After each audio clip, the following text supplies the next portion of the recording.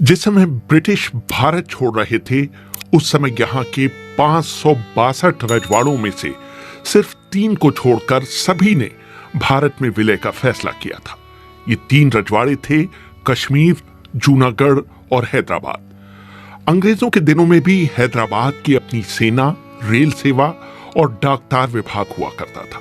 उस समय आबादी और कुल राष्ट्रीय उत्पाद की दृष्टि से हैदराबाद भारत का सबसे बड़ा राजघराना था। उसका क्षेत्रफल 82,698 वर्ग मील था, जो कि इंग्लैंड और स्कॉटलैंड के कुल क्षेत्रफल से भी अधिक था। हैदराबाद की आबादी का 80% हिंदू लोग थे, जबकि अल्पसंख्यक होते हुए भी मुसलमान प्रशासन और सेना में महत्वपूर्ण पदों पर बने हुए थे। उस पर तुर्रा यह भी था कि कट्टरपंथी कासिम राजवी के नेतृत्व में रजाकार हैदराबाद की आजादी के समर्थन में जनसभाएं कर रहे थे और उस इलाके से गुजरने वाली ट्रेनों को रोककर न सिर्फ गैर मुस्लिम यात्रियों पर हमले कर रहे थे, बल्कि हैदराबाद से सटे हुए भारतीय इलाकों में रहने वाले लोगों को भी परेशान कर रहे थे।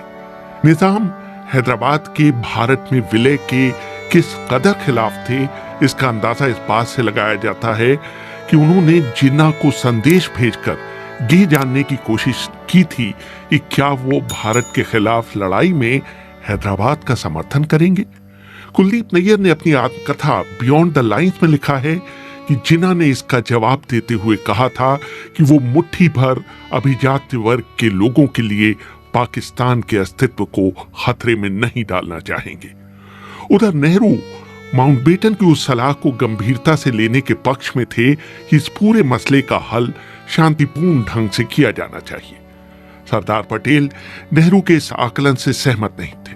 उनका मानना था कि उस समय का हैदराबाद भारत के पेट में कैंसर के समान था, जिसे बर्दाश्त नहीं किया जा सकता था। पटेल को इस बात का अंदाजा था कि हैदराबाद पूरी तरह से पाकिस्तान के कहने में था, यहां तक कि पाकिस्तान पुर्तगाल के साथ हैदराबाद का समझौता कराने की फिराक में था, जिसके तहत हैदराबाद गोवा में बंदरगाह बनवाएगा और जरूरत पड़ने पर वो उसका इस्तेमाल कर सकेगा। इतना ही नहीं, हैदराबाद के निजाम अपने एक संवैधानिक सलाहकार सर वॉल्टर मॉन्कटॉन के जरिए लॉर्ड माउंटबेटन से सीधे संपर्क में थे। मॉन्कटॉन के कंजर्वेटिव पार्टी से भी नजदीकी संबंध थे।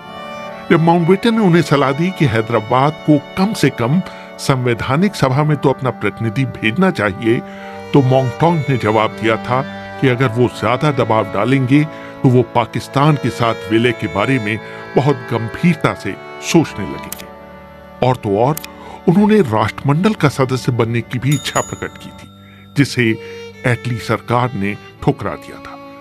निजाम के सेनाध्यक्ष मेजर जनरल एल एदरूस ने अपनी किताब हैदराबाद ऑफ द 7 लोव्स में लिखा है कि निजाम ने उन्हें खुद हथियार खरीदने यूरोप भेजा था, लेकिन वो अपने मिशन में सफल नहीं हो पाए थे क्योंकि हैदराबाद को एक आजाद देश के रूप में मान्यता नहीं मिली थी।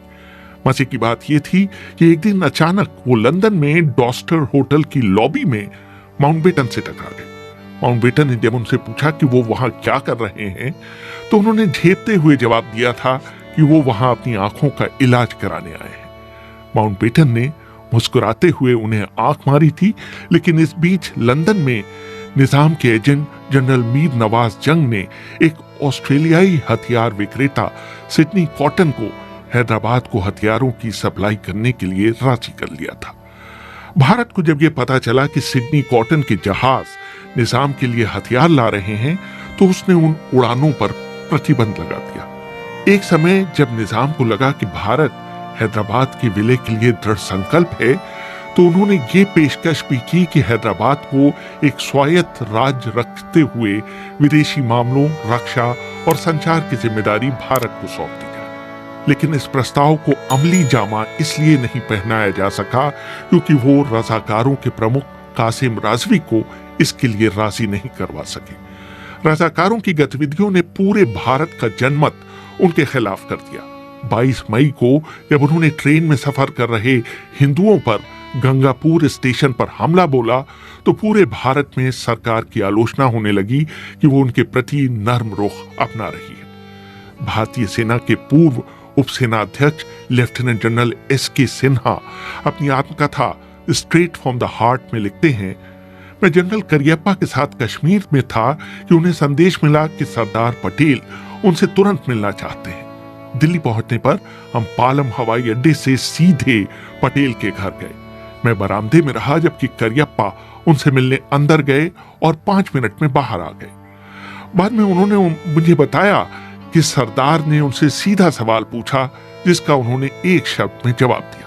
सरदार ने उनसे पूछा कि अगर हैदराबाद के मसले पर पाकिस्तान की तरफ से कोई सैनिक प्रतिक्रिया आती है तो क्या वो बिना किसी अतिरिक्त मदद के उन हालात से निपट पाएंगे? करियप्पा ने इसका एक शब्द का जवाब दिया, हाँ, और इसके बाद बैठक खत्म हो गई। इसके बाद सरदार पटेल ने हैदराबाद के खिलाफ सैनिक कार्रवाई को अंतिम रूप दिया।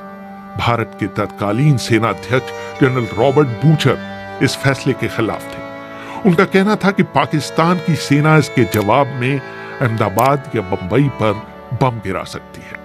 2 बार हैदराबाद में घुसने की तारीख तय की गई, लेकिन राजनीतिक दबाव के चलते इसे रद्द करना पड़ा। निजाम ने गवर्नर जनरल राजगोपालाचारी से व्यक्तिगत अनुरोध किया कि वो ऐसा न करे। राजा जी और नेहरू की बैठक हुई और दोनों ने कार्रवाई रोकने का फैसला किया। निजाम के पत्र का जवाब देने के लिए रक्षा सचिव H.M. पटेल और V.P. मेनन की बैठक बुलाई गई। दुर्गादास अपनी किताब India from Curzon to Nehru and after में लिखते हैं, जब पत्र के उत्तर का मसौदा तैयार हुआ तभी पटेल ने घोषणा की कि भारतीय सेना हैदराबाद में घुस चुकी है और इसे रोकने के लिए अब कुछ नहीं किया जा सकता। नेहरू और राजा जी चिंतित थे कि इससे पाकिस्तान जवाबी कार्रवाई करने के लिए प्रेरित हो सकता है, लेकिन 24 घंटे तक पाकिस्तान की तरफ से कुछ नहीं हुआ तो उनकी चिंता मुस्कान में बदल गई। हाँ, जैसे ही भारतीय सेना हैदराबाद में घुसी, पाकिस्तान के तत्कालीन प्रधानमंत्री लियाकत अली खान ने अपनी डिफेंस काउंसिल की बैठक बुलाई और उनसे पूछा कि क्या हैदराबाद में पाकिस्तान कोई एक्शन ले सकता है।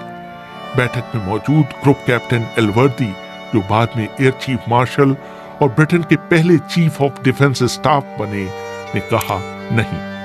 लियाकत ने जोर देकर पूछा, क्या हम दिल्ली पर बम नहीं गिरा सकते हैं? एलवर्दी का जवाब था, हाँ, ये संभव तो है, लेकिन पाकिस्तान के पास कुल 4 बम वर्षक हैं, जिनमें से सिर्फ 2 काम कर रहे हैं। इनमें से एक शायद दिल्ली तक पहुंचकर बम गिरा भी दे, लेकिन इनमें से कोई वापस नहीं आ पाएगा।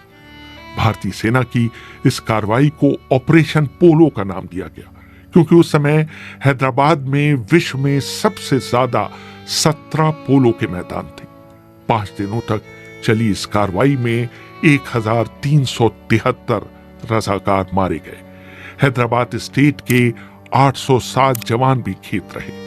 भारतीय सेना ने अपने 66 जवान खोए, जबकि 97 जवान घायल हुए। भारतीय सेना की कार्रवाई शुरू होने से 2 दिन पहले ही 11 सितंबर को पाकिस्तान के संस्थापक मोहम्मद अली जिन्ना का निधन हो गया।